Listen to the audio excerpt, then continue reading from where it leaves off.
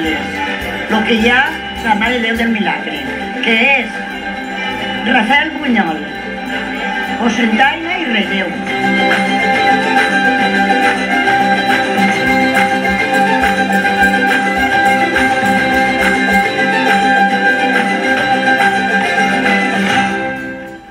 De festa en festa, de poble en poble.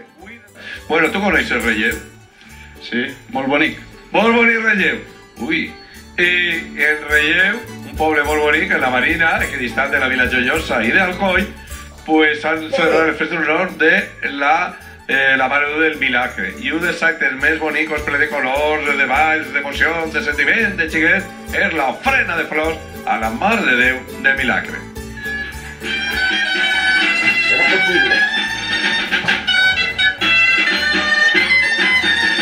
Però sí hi ha moltíssima devoció a la Mare de Déu del Milagre. Ui, és la única en tot alrededor.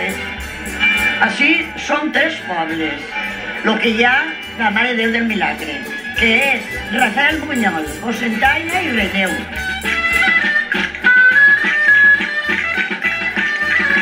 Són danses que es ballen només 2 voltes a l'any. En abril, en l'ofrena d'abril i en les festes de setembre, per la Mare de Déu.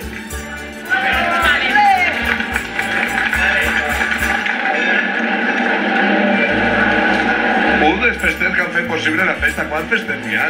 Pues serem uns 40 aproximadament. Així més o menys funcionem per penyes i s'han ajuntat un parell de penyes.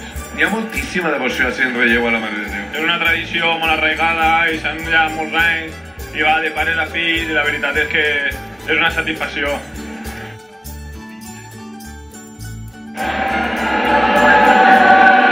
Hi ha una gran relació, no? Cocentaina, Relleu. Sí, la relació més important és que compartim patrona. Entonces, claro, per nosaltres és un plaer vindre tots abans a Relleu. I que van dir que van portar a la Mare de Déu del Milagre un quadre de la mateixa de Cocentaina hacia Relleu. Efectivament, tota la tradició ve perquè un retor que era de Cocentaina, el destinen així, porta el quadre que porten tots els contestants darrere i des d'entonces patrona de Relleu, la mateixa que era la patrona de Cocentaina.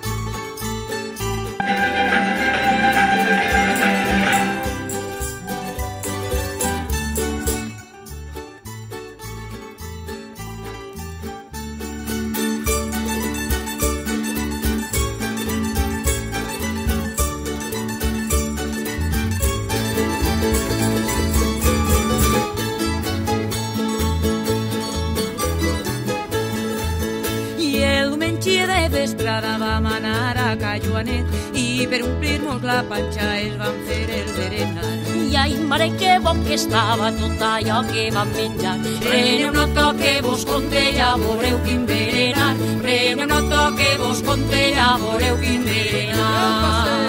Vam menjar ferros i draps, fusta vella i un cartó. També vam provar la borra i 2 claus ben rovellats. I per tancar el menú el Joanet va proposar que de postre ens fotem el carbó que havia al foc, que de postre ens fotem